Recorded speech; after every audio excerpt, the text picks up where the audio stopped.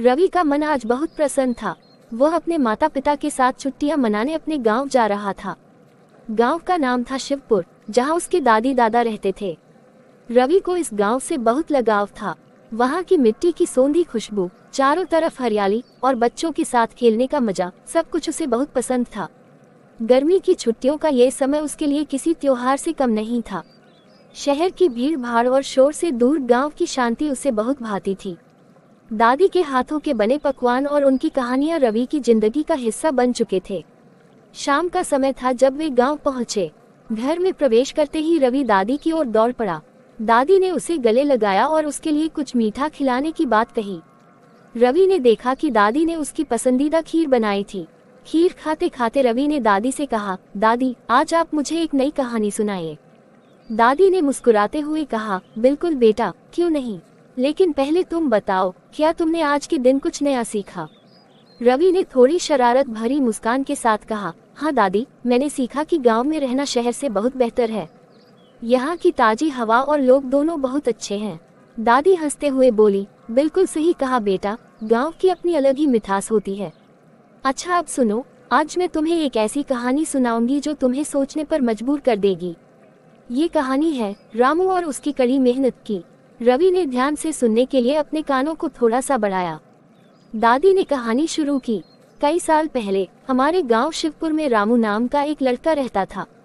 रामू बहुत गरीब था, लेकिन उसके सपने बड़े थे। उसने ठान लिया था कि वह अपने दम पर कुछ बड़ा करेगा। उसका परिवार भी उसके साथ था, लेकिन संसाधनों की कमी के कारण वह अपनी शिक्षा पूरी नहीं कर पाया। लेकिन रामू ने हार नहीं मानी। वह दिन रात मेहनत करता और धीरे धीरे उसने अपने लिए एक छोटी सी दुकान खोल ली। दादी ने कहानी को और आगे बढ़ाते हुए कहा, रामू की मेहनत रंग लाए और उसकी दुकान चल निकली। धीरे धीरे उसने अपनी दुकान को बढ़ाया और एक दिन उसका व्यापार पूरे गांव में प्रसिद्ध हो गया। रामू ने ये साबित कर दिया कि अगर इंसान ठान ले तो कुछ भी संभव है।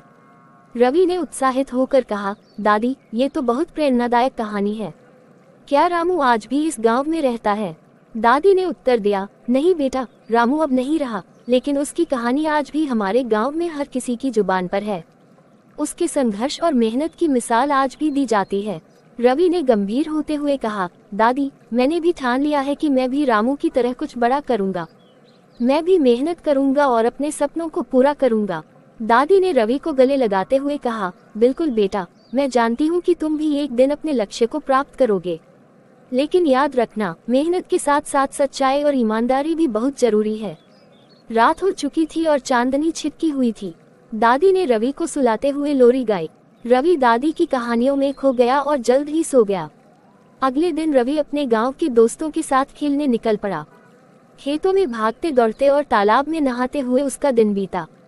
खेलते खेलते उसे फिर रामू की कहानी याद आ गई। उसने सोचा कि वह भी कुछ ऐसा करेगा जिससे उसका नाम हो। गांव में बिताए गए ये कुछ दिन रवि के जीवन के सबसे अच्छे दिन थे। उसने वहां न केवल खेला, बल्कि कई नई बातें सीखी। दादी के साथ बिताया समय उसे जीवन की सच्चाई से परिचित करा गया। गांव के लोग, उनकी सादगी और उनके संघर्षों ने रवि को बहुत कुछ सिखाया।